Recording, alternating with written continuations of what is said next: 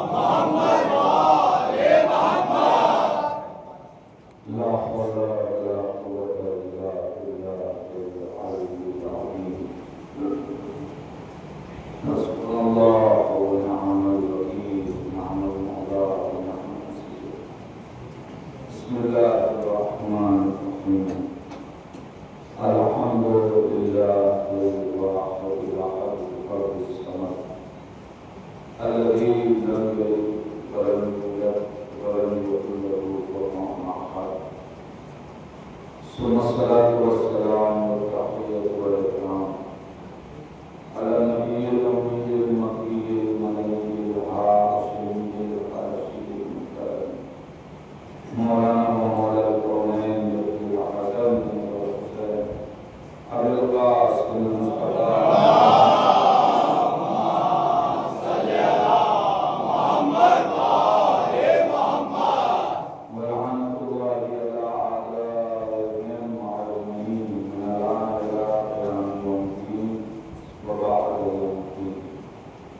اللهم عن قاتل القائم والزهراء سلام الله عليها اللهم فضلت الحسين وولاده واصحابه اجمعين اما بعد فقد قال الحسين عليه السلام بسم الله الرحمن الرحيم اللهم انك تعلم انه لم يكن ما كان منا تناقص ولا يتماثل في حلول الحكام ولكن لنرى المعارف دينك ونظهر الإصلاح في بلادك ويعمل المظلومون من عبادك ويعمل بفرائضك وسنتك وأحكام الصلاة والمحرمات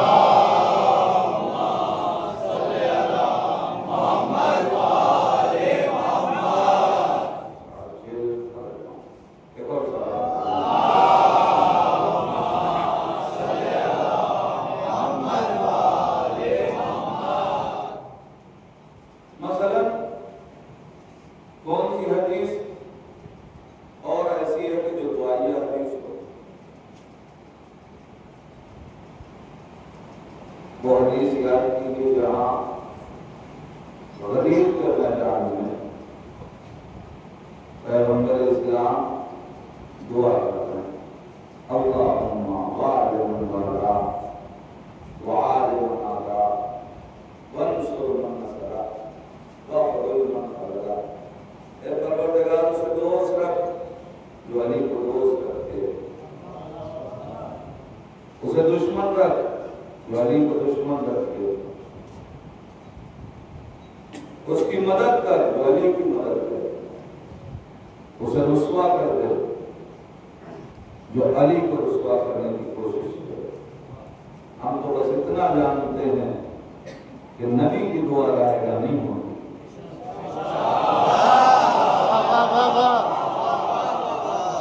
पैगंबर इस्लाम की कोई दुआ रायगा नहीं जाएगी। तो अगर नबी ने ये दुआ कर दी कि ये परवरदिगार उसे दोस्त रख जो अली को दोस्त रखे, तो अगर कोई दोस्तार अली है तो खुदा उसे दोस्त रखेगा,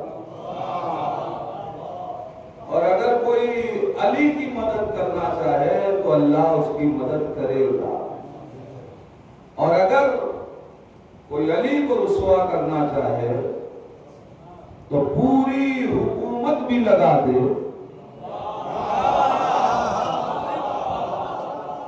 चाहे इजमा के साथ आए चाहे शूरा लेके आए, जो अली को रुस्वा करना चाहेगा वो कभी इज्जत नहीं पा सकेगा। तो ये भी दुआ ये हदीस है, हुसैन मिन्नी व अना मिनल हुसैन अहब्बल्लाहु मन अहब्ब हुसैना। हुसैन मेरा मुझसे, मैं हुसैन से। ऐ परवरदिगार उसे दोस्त कर तो हुसैन को दोस्त रखे। अलीउन माल हक वल हक मा अली, अली हक के साथ है, आप अली के साथ। अल्लाहुम्मा अल्लाह ऐसे कहा ये परवरदिगार हक को उधर मोड़ दे जिधर अली हो। अजीब लफ्ज़ है, हक को उधर मोड़ दे, इसका मतलब हक के लिए मेयार अली है।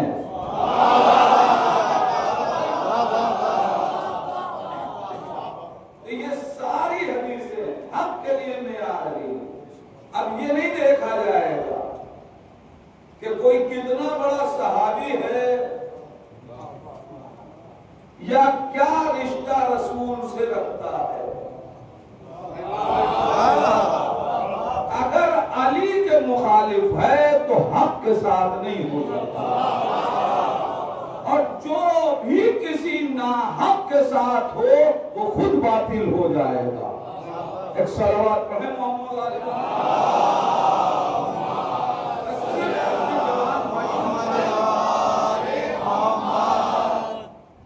एक और सलवात पढ़े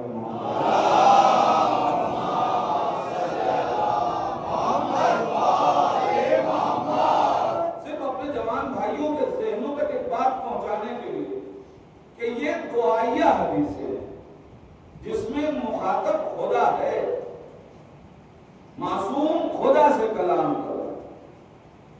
ये हदीस भी इमाम की जिसमें आप अपना हदफ इनकलाब बयान कर रहे हैं, उसमें भी मुखातब खुदा को करार दिया है, पैगाम अवाम तक पहुंचाया है। अल्लाहुम्मा इन्नका तअलम, एक परवरदिगार तू जानता है। जी चाहता है दस्ते अदब जोड़ के कहूं मौला ये खुदा से क्यों कह रहे हैं कि हमने करबला क्यों बनाई। इन लोगों को बताइए ना जिनके दौर में आप करबला बनाने जा रहे हैं, इनसे कहिए कि हम करबला इसलिए बना रहे हैं। इमाम आवाज देंगे, पहली बात तो यह है जिन्हें रिसालतों पे शक रहा तो हमारी बात पे क्या यकीन करेंगे। अगर हम कह भी दें तब भी ये समझेंगे कि दिल में कुछ है, जबान पे कुछ है, लिहाजा इनको क्यों खिताब करूं और इनको गवाह क्यों बनाऊं। अब बना भी नहीं सकते इनको गवाह, इसलिए कि ये हमारे अमल के गवाह नहीं है। हमें इनके अमल पे गवाह बना के भेजा गया है, तो हम इनको गवाह कैसे बनाएं? हमने उसे गवाह बनाया है कि जो दिलों के हालात से वाकिफ है। परवरदिगार तू जानता है कि हुकूमत के लिए करबला नहीं बनाई।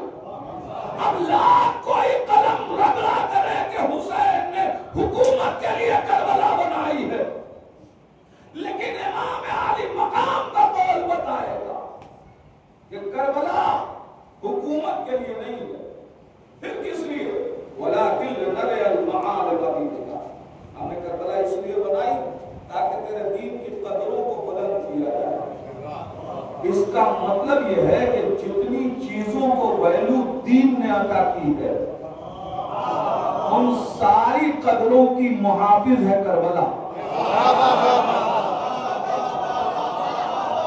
अज़ीज़ाने ईमान, जितनी चीजों को दीन ने कदरें अता की, उन सारी कदरों की मुहाफिज का नाम है करबला। अब जिसे करबला से दुश्मनी है,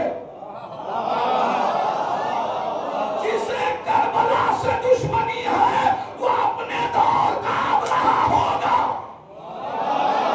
मुझे तो कहना था, मैंने कह दिया, लेकिन मैं अपने जवान भाइयों तक बात पहुंचाऊं। याद रखिए, खुदा ने कदरें अता की, और ये भी याद रहे कि जिसे दीन ने कदर अता की है, इमाम बात उसकी कर रहे हैं। जिसे दुनिया ने वैल्यू अता की है, बात उसकी नहीं है, इसलिए कि दुनिया दो रोजा है, लिहाजा इसकी दी हुई कदर भी दो रोजा होती है। दुनिया की कोई बिसात नहीं है, कोई हकीकत नहीं है, जो खुदा ने कदर अता की है। मैं जिस नतीजे तक ले जाना चाहता हूं, खुदा ने कदर अता की है, तो खुदा ने किन चीजों को कदर अता की? तो एक घर अल्लाह ने बनवाया और उसने ऐलान कर दिया कि हमने ये घर बनाया। इन्ना अव्वल बैतिन वुदिअ लिन्नास, काहे के लिए? हमने लोगों की हिदायत के लिए ये घर बनाया। जब अल्लाह ने घर बनाया तो मामूली पत्थरों से बनाया गया था, उसके मुकाबले में दुनिया ने एक घर बनाया जिसके लिए तारीख ने लिखा कि कीमती कीमती पत्थरों से बनाया गया, जरो जवाहरात जोड़े गए और वो घर तैयार किया गया। और फिर मुतालिबा ये किया गया कि इस घर को इज्जत दो, इस घर का तवाफ करो, इस घर की तरफ आओ। लेकिन सारी मेहनतों के बावजूद जो दुनिया के दी हुई इज्जत और दुनिया का बनाया हुआ घर था, उसकी तरफ कोई न गया। जो जाहिरन मामूली पत्थरों से बना था मगर हुक्म खुदा से बना था, वो घर कल भी इज्जतदार रहा, आज भी अजीज है।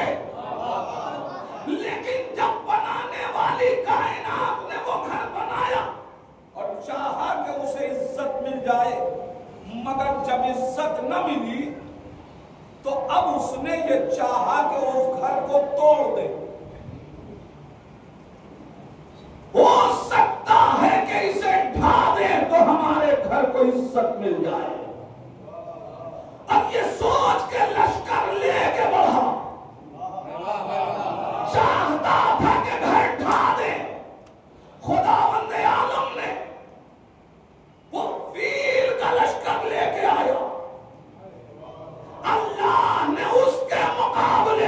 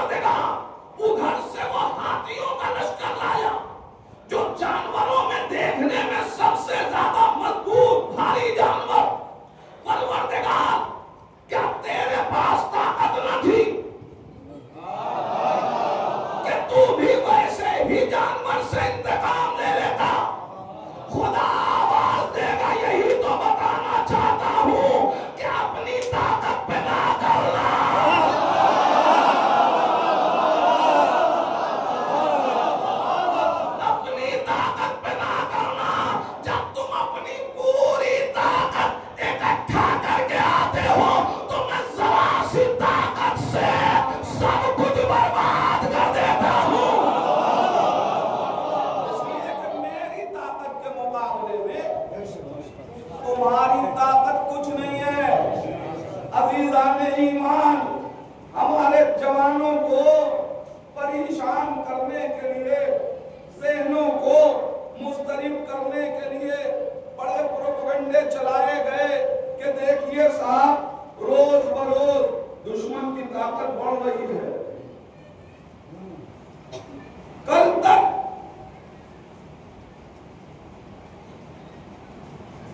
जो भी इनका ताकतवर लीडर उभर के आया उसे खत्म कर दिया गया,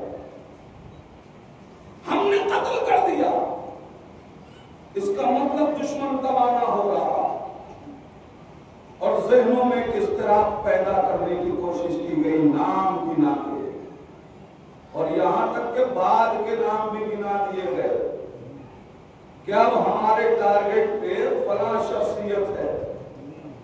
अजीजान ईमान वो समझते थे कि ये मैदान छोड़ के चले जाएंगे, लेकिन हुआ क्या? मेरे जवान भाइयों, नतीजा दे रहा हूं, खबरदार परेशान न होना, इसलिए कि तुम्हारी ताकत घटी नहीं है, तुम्हारी ताकत बढ़ी है। दलील ना दू तो बात न मानना, तुम्हारी ताकत बढ़ी है। दलील क्या है? दलील यह है कि कल जब वो मारते थे तो बंदूक के जरिए से, गोलियों के जरिए से, आज असलहे की ताकत बढ़ गई। अगर हम कमजोर हुए होते, हमारी ताकत कम हुई होती, तो वो भी अपने असलहे की ताकत कम करते। तुम्हारे असलहों की ताकत बढ़ाना इस बात की दलील है कि हमारी ताकत बढ़ी है।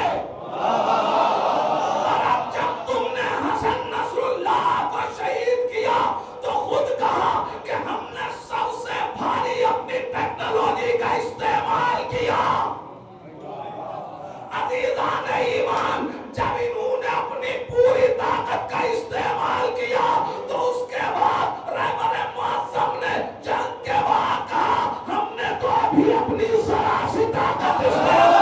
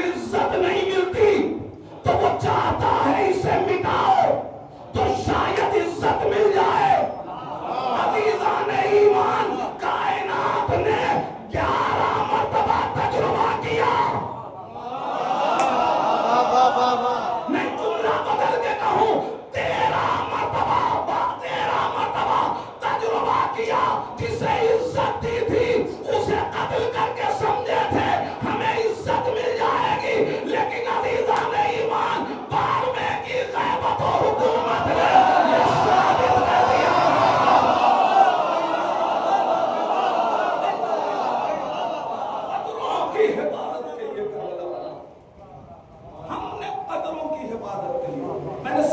मिसाल के तौर पे यहाँ पे आपके सामने ये बयान किया कि कदर अल्लाह की जानिब से मिले तो कोई छीन नहीं पाता। खुदा ने जिसे कदर दी, दीन ने जिसे कदर दी, और जरूरी है कि हम कदरों को पहचानें। अगर हम दीनी कदरों को न पहचानेंगे तो हम करबलाई कैसे? करबला इसलिए बनी है कि कदरों की हिफाजत करे। अब मैं बड़ी जल्दी से गुजर रहा हूं। अल्लाह ने वालिदैन को कदरें अता की। कोई हो ही नहीं सकता कि करबलाई हो और वालिदैन की इज्जत न करे। अल्लाह ने बुजुर्गों को इज्जत अता की है। ये मुमकिन ही नहीं कि कोई बुजुर्ग हो और छोटों के साथ कोई शफकत से पेश ना आए, या कोई छोटा हो बड़े की इज्जत ना करे। अल्लाह ने रिश्तों को कदरें अता की है। वो करबलाई हो ही नहीं सकता कि जो रिश्तों का एहतराम करना न जाने।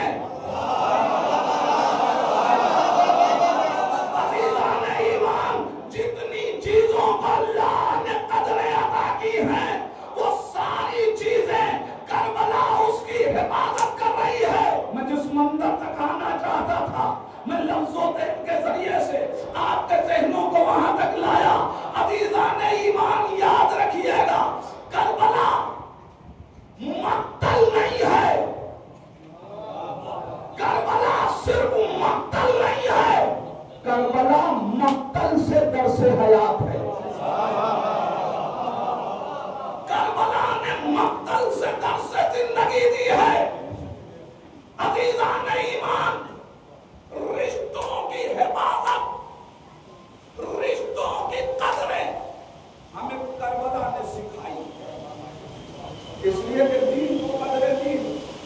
अब आप तारीख पढ़िए तो आपको मालूम होगा। आपको समझते रहे, मौसम अपना काम करेगा। एक सलवार पहनो।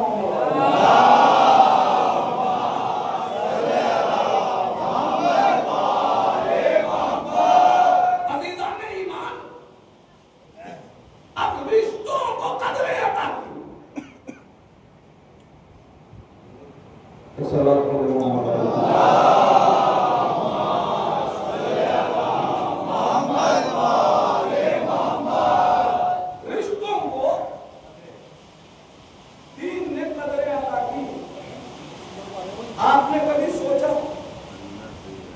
इमाम आली मकाम से इमाम का सर मांगा गया,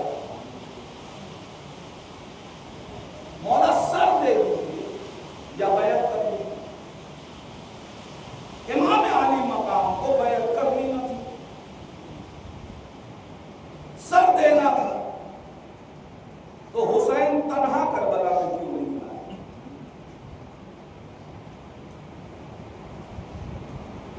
अज़ीज़ान ईमान, क्या कहा है मौला?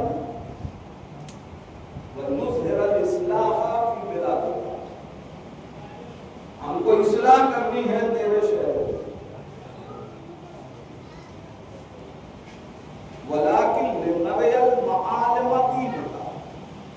ये दोनों चीजें इसके अंदर, तेरे दीन की कदरों की हिफाजत के लिए करबला बनाई। अज़ीज़ान ईमान, याद रखिएगा, और रिश्ते तो कायनात में जन्म ले चुके थे, मगर रिश्तों को कदरें अता की हैं करबला। मैं दलील ना दूं तो बात ना मानो। ये बात सिर्फ हम नहीं कह रहे, गुरु नानक से किसी ने कहा, गुरु नानक ने किसी से, अपने मुरीद से, अपने मानने वाले से कहा कि हुसैन की मजलिस में जाया करो।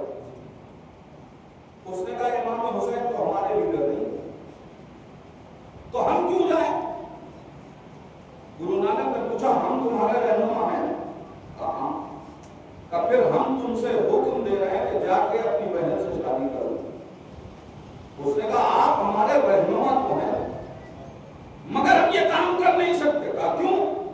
कहा इसलिए कि मेरा ज़मीर मुझे इजाजत नहीं दे रहा। जवाब सुने गुरु नानक का। उन्होंने कहा नादान, जिसे तू अपने ज़मीर की आवाज कह रहा है उसी का दूसरा नाम हुसैन है।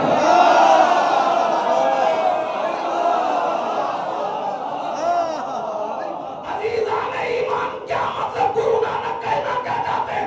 गुरु नानक बताना चाहते हैं कि याद रखो, अगर हुसैन न होते तो आज तुम्हें पता न चलता कि बीवी में और फूफी में क्या फर्क है।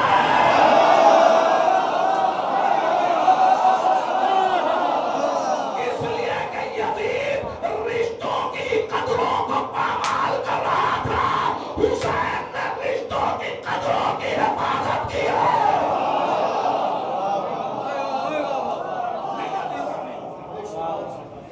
आइए देखिए कितने रिश्तों को हुसैन किस लिए करबला बना रहे।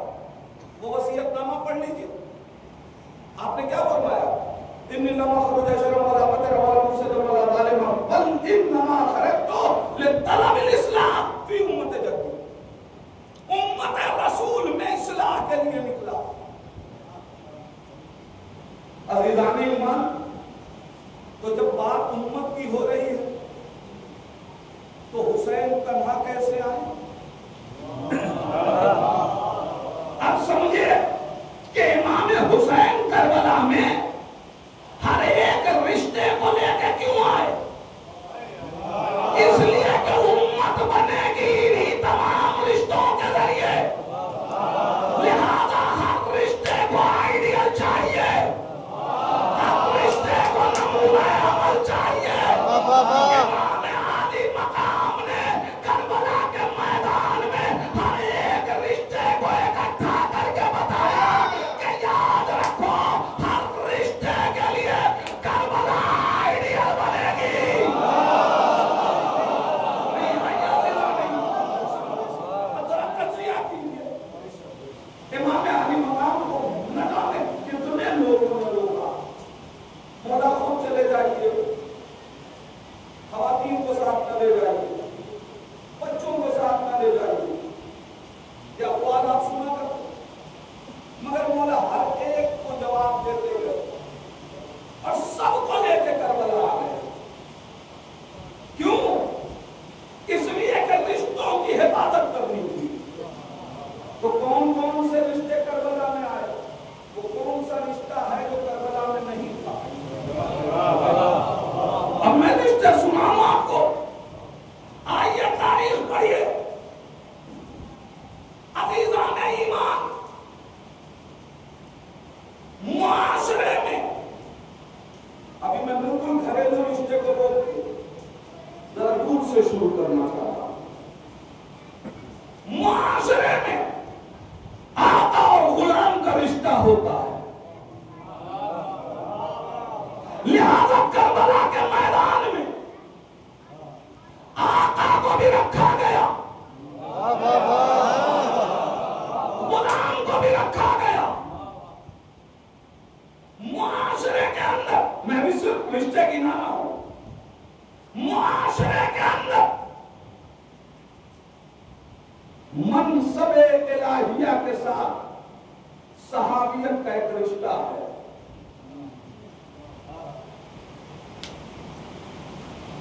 ये इतना मुकद्दस रिश्ता था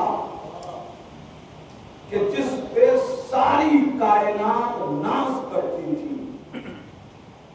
मगर नबी के बाद इस रिश्ते सहाबियत को इतना तार-तार किया गया कि अब कायनात का भरोसा इस रिश्ते से उठ रहा था। लिहाजा हुसैन करबला के मैदान में अपने असहाब को लेके आए और उसके बाद उन्होंने बताया हर सहाबी के लिए आइडियल बनेगा हुसैन का सहाबी।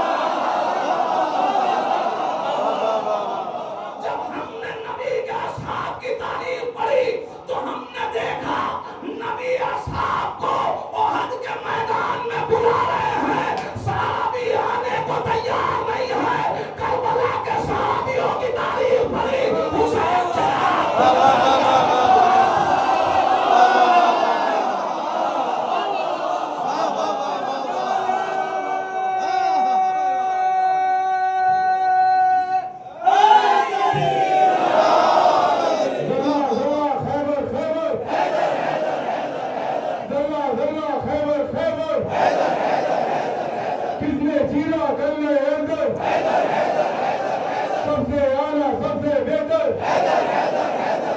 कौन बना दामाद पैगंबर, सबसे आला सबसे बेहतर, जोर से बोलो सब ये मिलकर, कौन है वो फातिह खैबर, कौन हमारा शाफिए महशर, नारे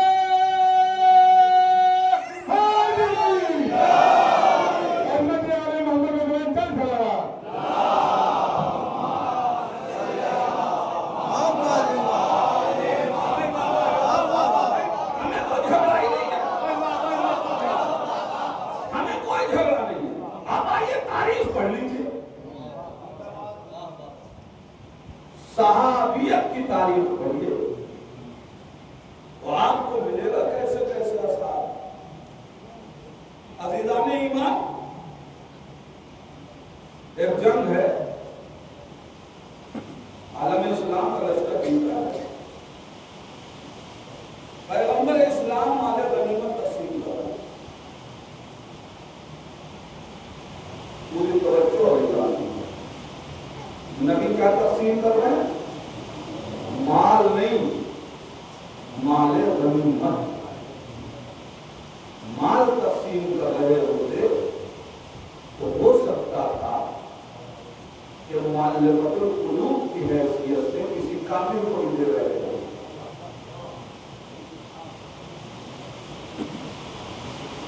मगर माले गनीमत तकसीम कर रहे। ये किसको तकसीम किया जाएगा? जो जंग में नबी के लश्कर में रहा हो, चाहे सियाही लश्कर के तौर पे आखिरी सफ़ हो, मगर है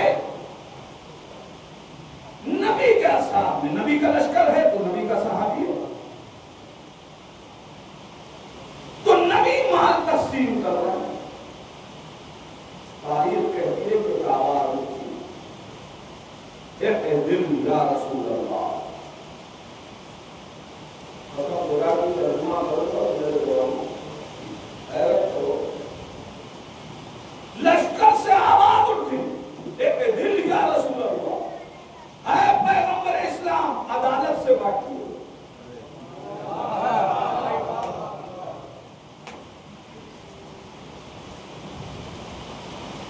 आप बताइए कौन कह रहा? कोई काफिर कह रहा है? हाँ, ये अलग बात है कि कहने वाला काफिर हो गया।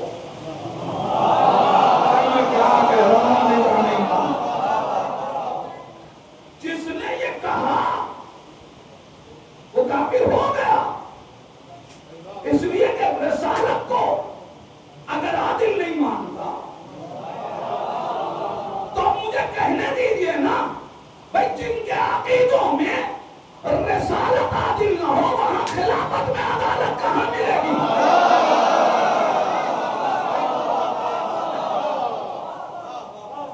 लेकिन आवाज उठी ना, ए दिल या रसूल अल्लाह, ए रसूल खुदा, अदालत से बाकी। मिजाज इस्मत रहमतुल लिल आलमीन गज़बनाक हो गए और माल को ठोकर मार के नबी करीम ने कहा कि अगर मैं अदालत नहीं बरतूंगा तो कौन बरतेगा? अज़ीज़ाने ईमान, अब गौर कीजिए, मियां जो नबी से एक जरा से माल के लिए लड़ जाए,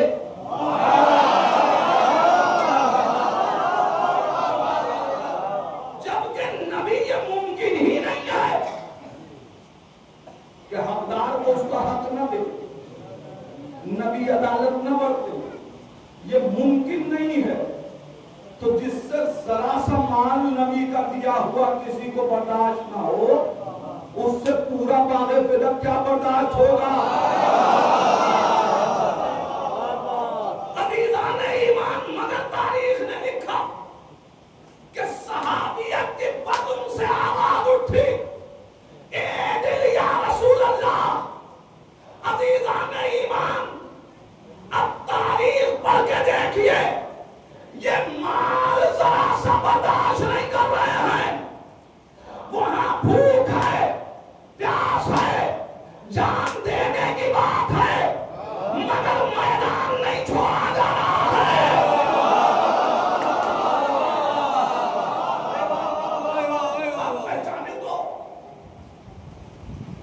रिश्ता, इसकी कदरों को किसने बचाया? इमाम आली मकाम और उनके साथ करबला ने सहाबियत की कदरों को महफूज कर लिया। आप पहचानो कि सहाबी होते कैसे हैं। अजीजान ईमान, सहाबी वो नहीं है जो बेवफाई करके भाग जाए। सहाबी वो होता है जो कुर्बानी देते हुए अपनी सांसों की आखिरी नफस को गिनते हुए अपने साहिब मंज़िल से पूछे, अवफ़ई तो या इब्न रसूलिल्लाह, ऐ फर्जंद रसूल, क्या हमने हक़ वफ़ा अदा किया?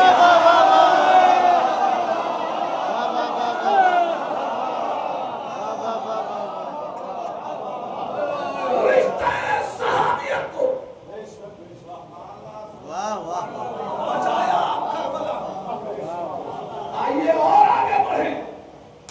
कसम खुदा की, कायनात किसी को दोस्त बताया करे, किसी को कहे कि ये यार है, लेकिन दोस्ती का हक अदा करने के बाद दोस्त दोस्त कहलाता है। इतनी बेवफाई हुई थी कि लोगों का एतबार दोस्ती से उठ गया था। करबला के मैदान में हबीब ने हक़ दोस्ती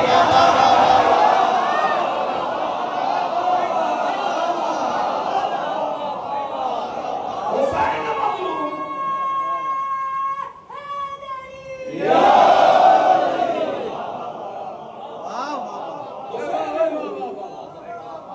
करबला में कदरों को बचा रहे।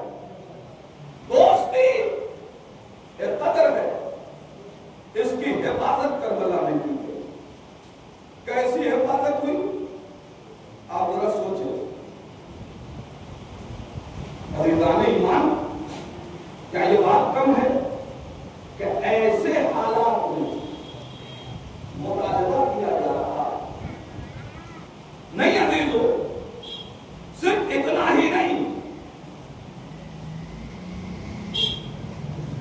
बचपन का दोस्त इंशाअल्लाह मरहला आगे बढ़ेगा और करूंगा। बस एक सवाल करना चाहता हूं, ये बताइए, हबीब ने हक़ दोस्ती अदा किया या हबीब से हुसैन ने हक़ दोस्ती अदा किया?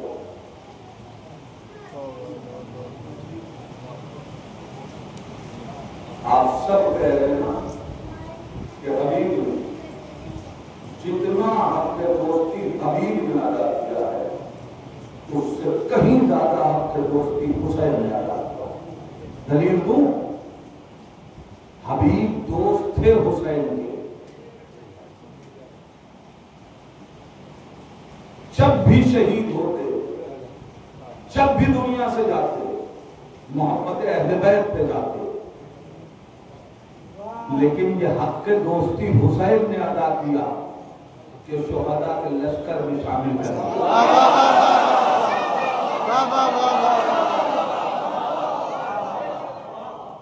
नहीं। अज़ीज़ान ईमान, तारीखों ने लिखा है कि जब भी हबीब बज़्म हुसैन में आते थे, और तारीख न भी लिखे तो मंजर यही कहता, जब आते थे तो सलाम करते थे और जब जाते थे तो सलाम करते थे। यह हबीब का हक़ मारिफत था। हुसैन ने हक़ दोस्ती यूं अदा किया, ए हबीब, सारी जिंदगी जब तुम मेरे पास आए तो पहले हमें सलाम किया, जाते हुए हमें सलाम करके गए।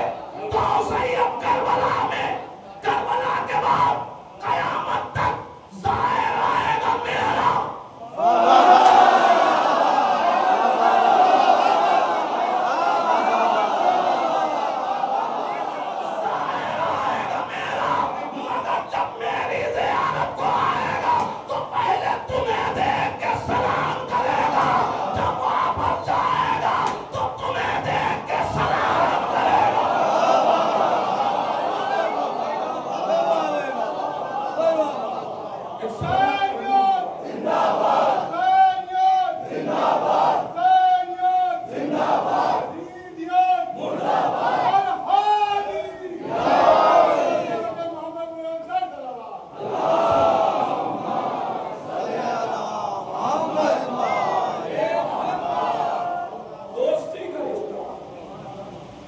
हुसैन ने करबला में उसे कत्ल किया। अब कयामत तक इस दोस्ती के एतबार का नाम है हबीब। और अजीज़ान ईमान, रिश्ते अब अपने घरों में आ गए। जितने रिश्ते सोच सकते, अगर हर रिश्ता करबला से किरदार न दे, और अब मैं सिर्फ रिश्तों का नाम दूंगा, अगर किरदार करबला से बोले तो फिर मानिएगा कि कदरें करबला में आता है।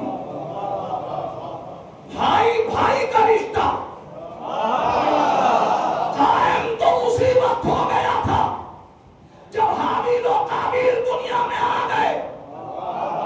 लेकिन अजीज़ान ईमान, इस रिश्ते को अगर किसी ने कदरें अदा की, अब जैसे ही भाई भाई की बात आए, कोई और नाम ज़हन में नहीं आता, हुसैन और अब्बास।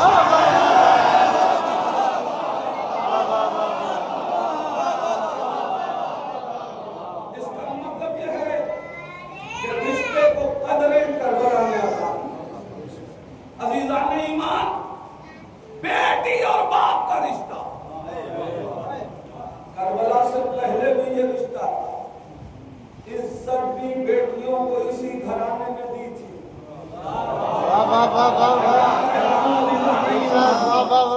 मादरे हुसैन ने जाहिलियत के दौर में बेटियों के रिश्तों को तकद्दुस अता किया था। वरना आलम ये था कि जो घर के आंगन की जीनत बना के भेजा गया था, उसे कब्रिस्तानों में ले जाके दफन किया जा रहा था। हुसैन की मादरे गिरामी ने बेटियों को रिश्ते की अज़मत और कदरें सिखाई। रिश्ता है, बेटी के रिश्ते को कदर अता कर दी थी। मगर नबी के बाद कुछ बाप बेटी ने इस रिश्ते की कदर को यूं पामाल किया कि फिर जमाना पलट के जमाने जाहिलियत की तरफ चला गया। और अब दुनिया पहचान नहीं सकती थी कि असल में बेटी का मर्तबा क्या है। तवज्जो, एक जुमला आपके हवाले कर रहा हूं।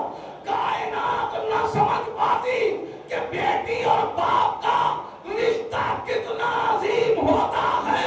सारी कायनात से पूछिए तो दुनिया यही कहेगी कि बेटी और बाप की मोहब्बत उसी वक्त तक साबित होगी जब तक बाप बेटी जिंदा हो। मगर अज़ीज़ान ईमान, शामे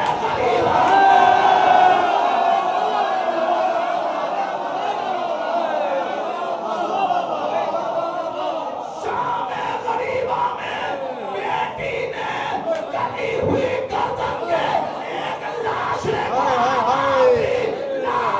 तड़प के बताया, बाप मरता है, मोहब्बतें नहीं मरती।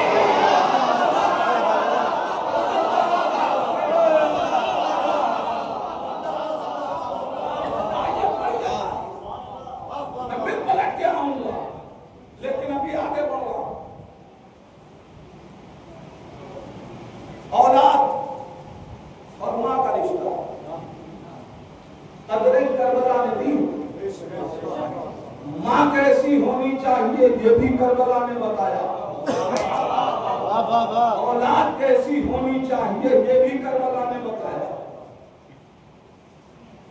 मां बेटे का रिश्ता ये करबला ने समझाया। जवानों, याद रखना, मक्तल करबला सिर्फ मक्तल नहीं है, दर्स हयात है। करबला में आप पहचाने जनाब अली अकबर एक ऐसे पहलवान का सामना मैं अर्ज कर चुका, मैं तजिया करना चाहता हूं ताकि उसके दर्स उनको हासिल हो सके। एक पहलवान का सामना इमाम आली मकाम ने फिजा को बुलाया, फिजा जाओ लैला से कहो कि अकबर के हक में दुआ करो। हुजूर मैं आपसे पूछना चाहता हूं, क्या इमाम हुसैन अलैहिस्सलाम दुआ करते तो दुआ पूरी ना होती? अरे जिसकी दुआ राहिब को 7 बेटे अता कर सकती है, क्या उस हुसैन की दुआ मक्तल से अली अकबर को खैमे में नहीं पलटा सकती? हुसैन इमाम भी थे, बाप भी थे, मगर खुद दुआ नहीं की। आखिर क्या वजह है? इमाम आवाज देंगे मैंने करबला कदरों की हिफाजत के लिए बनाई है। मैं चाहता हूं कि मक्तल से जवानों को यह पैगाम मिले कि देखो याद रखना, फिजा जाओ मां से कहो बेटे के हक में दुआ करे, इसलिए कि माओ की दुआ बच्चों के हक में कारगर होती है। हम अपने अली अकबर के चाहने वालों को करबला से पैगाम देना चाहते हैं, अपनी माओ की दुआओं के हकदार बनना, बद्दुआओं के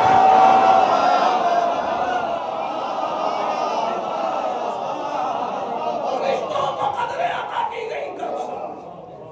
अजीज़ान ईमान, अम्मा की बात हो चुकी थी, फिर देखिए करबला ने कदर अता की। जिस वक्त जनाब अली अकबर को जाना था मक्तल में, जिहाद के लिए इज़्न किसकी शर्त है? किसका शर्त है? किसकी इजाजत शर्त है? वक्त के मासूम इमाम की इजाजत से जिहाद में जाया जाता है। अली अकबर बाप के पास आए मगर ज़ैनब के पास भेजा, इसलिए कि पालने वाली का भी तो एहतराम बताना है।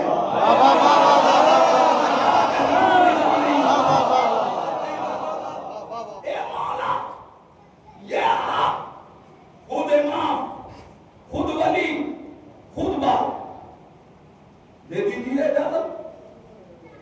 जनाब ज़ैनब के पास क्यों भेजा? कहा करबला कदरों की हिफाजत के लिए है। हमने कहा क्या मतलब? का हम करबला में अज़मत अबू तालिब को उजागर किए बगैर कैसे बढ़ जाए? मैंने कहा क्या मतलब?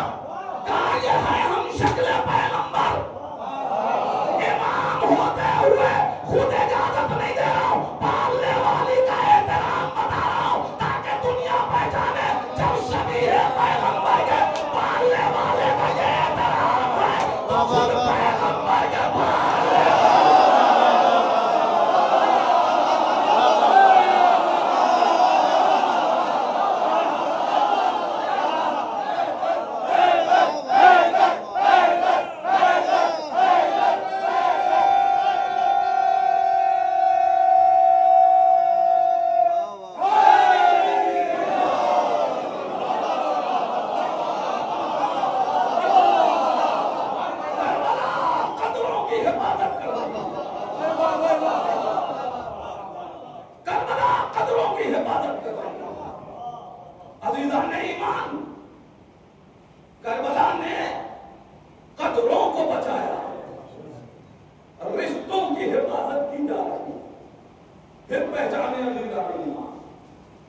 करबला किस तरीके से कदरों की हिफाजत करे।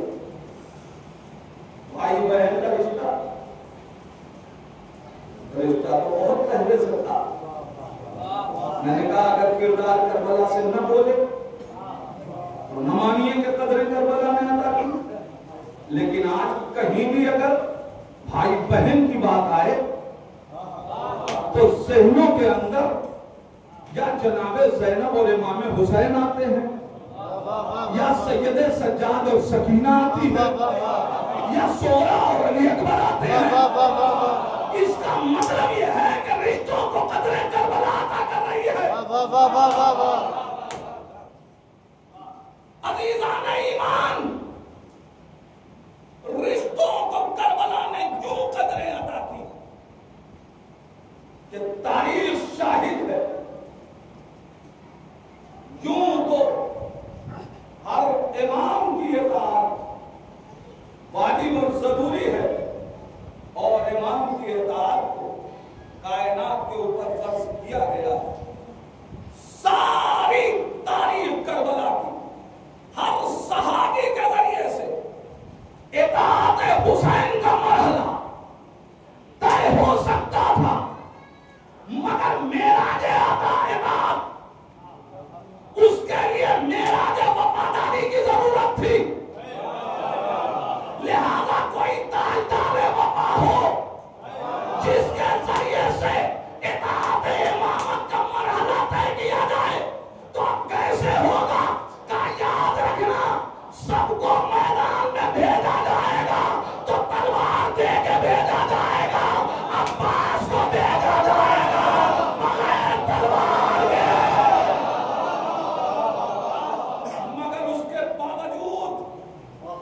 सवाल नहीं है। अज़ीज़ान ईमान, यही तो असल अतात है। अगर हमने पूछ लिया कि ये हुक्म क्यों दिया, तो फिर इताअत कहां रही? फिर तो आपने मतलब समझने के बाद अमल किया। अज़ीज़ान ईमान, इताअत कहते ही उसको है कि जहां कोई सवाल की गुंजाइश ना हो। सारी दुनिया 1400 बरस से आज तक सवाल कर रही है कि गाजी को तलवार क्यों न दी, मगर जिस गाजी को तलवार का धनी अली ने बनाया था, उस गाजी ने नहीं पूछा कि मैदान में बगैर तलवार के कैसे।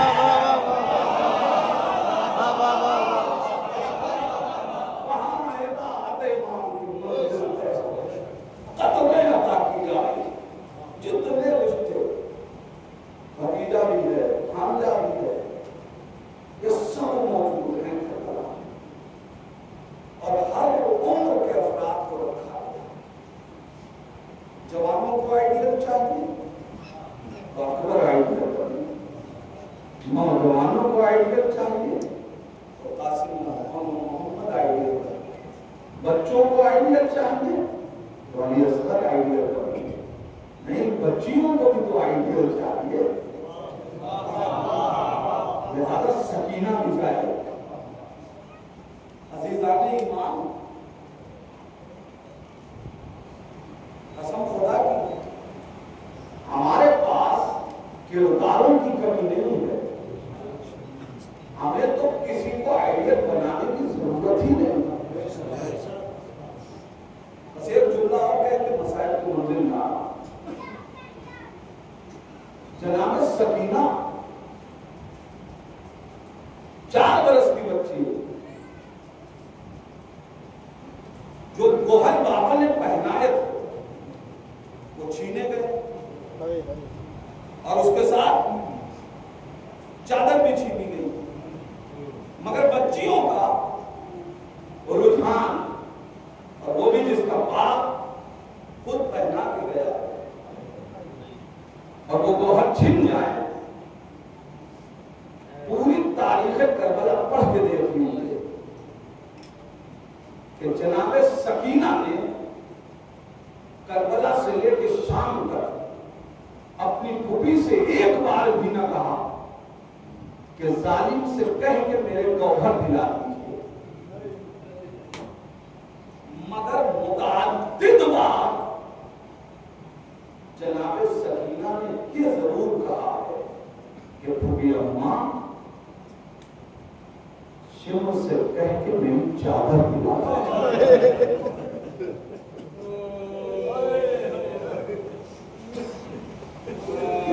लफ्ज़ बदल बदल के बीवी ने अपनी बेपर्दगी का मौका पड़ा।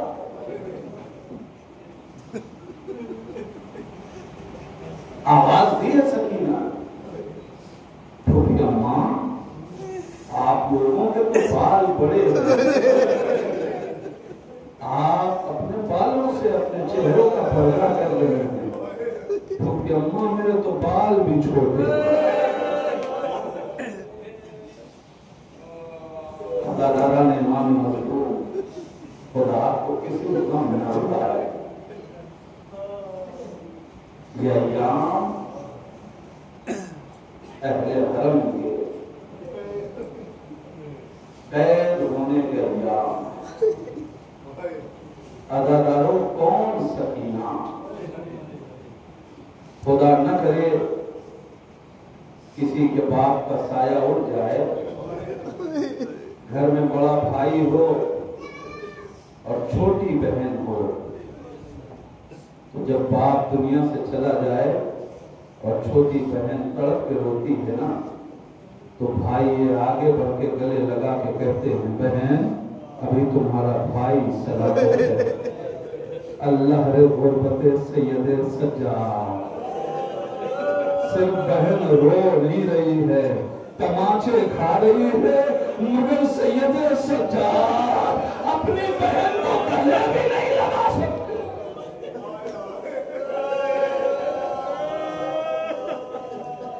महसूस करोगे अदाकारों गुर्बत को, सैयद सज्जाद की गुर्बत ऐसी बेकसी है इस इमाम की। मैं जुमला कह रहा हूं, अगर एहसास कर लेंगे तो रोने के लिए काफी होगा। अदादारों 4 बरस जिसकी आंखों ने यह देखा हो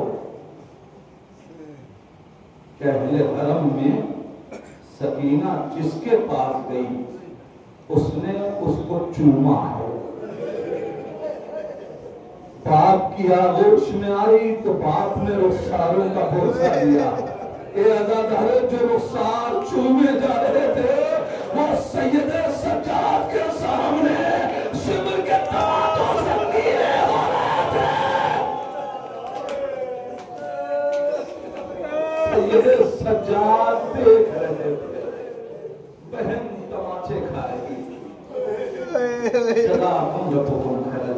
खुदा आपको किसी का ना लाए।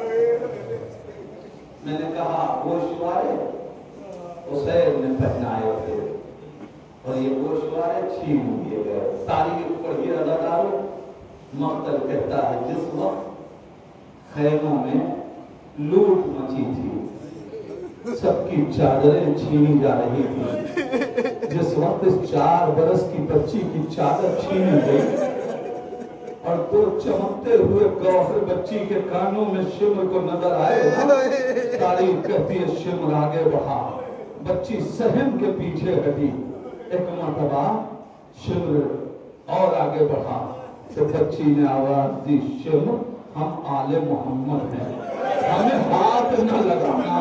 ए जालिम जो मांगेगा वो सकीना तेरे हवाले कर देगी।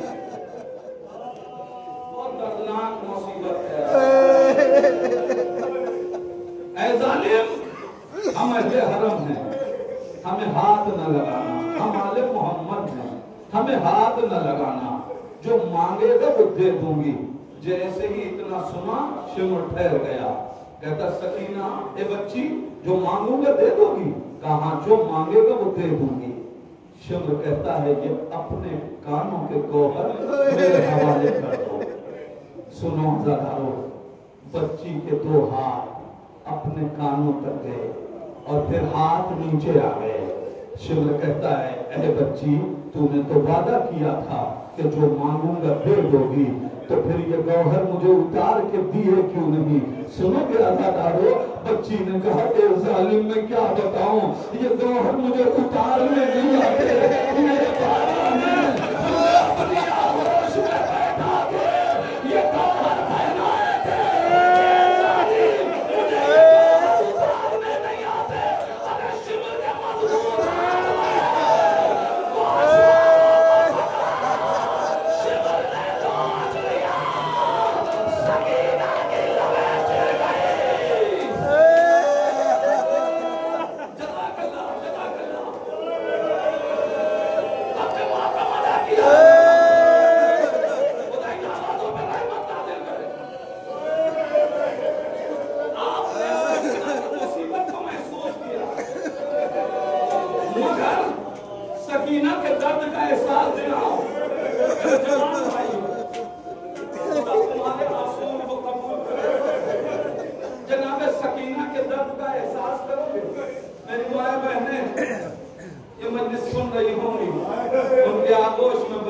करूंगी। दिल दुख जाए तो अपनी बच्चियों के हक में सकीना के सदक़े में दुआ कर लीजिएगा। ए अदादारों, क्या लिखा तारीख में? शिम्र ने बच्ची के कानों से गौहर छीन लिए। सकीना के दर्द का एहसास करो। कभी अपने घरों में तुमने देखा होगा और नहीं तो मुशाहिदा करना, जब कोई माँ या बहन अपनी बच्ची या अपनी बहन को आगोश में बैठा के बड़े प्यार से बूंदे पहना रही हो या बूंदे उतार रही हो, अगर हाथ जरा सा सख्त हो जाए ना, बच्चियां बर्दाश्त नहीं कर पाती। क्या सुन रहे हो? शिमर ने गोशवारे उतारे नहीं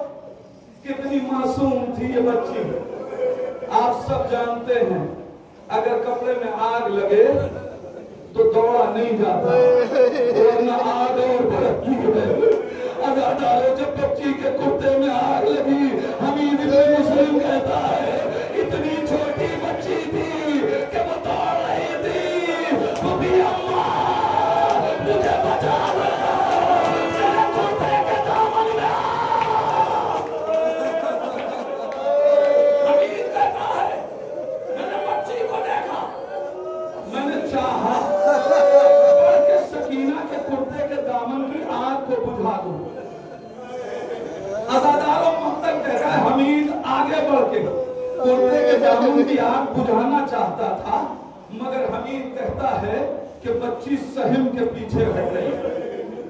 आपने जुमला सुन लिया, गहराइयों तक नहीं गए। क्या तारीख ने लिखा? बच्ची सहम के पीछे हट गई। ए अदादार, मुझे नहीं मालूम अब तक सकीना को कितने तमाचे लग चुके। जब चोटी आगे आता है, सकीना सोच रही है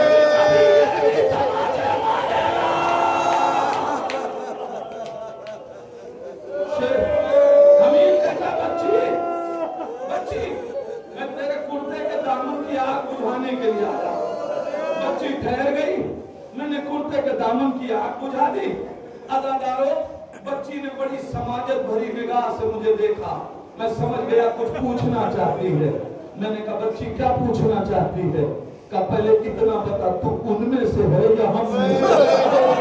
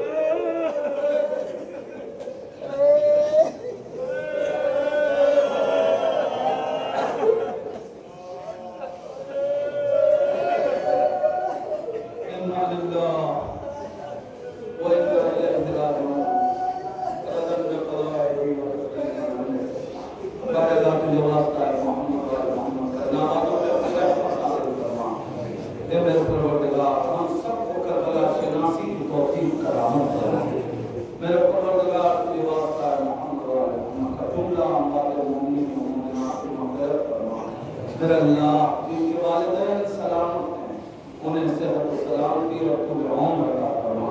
जिनके वालिदैन इस दुनिया से चले गए मेरे अल्लाह उन्हें जवारे रहमत में जगह इनायत फरमा। ए मेरे परवरदिगार हमारी आंखों को इतना पाकीज़ा कर दे कि गम हुसैन में आंसू बहा सके।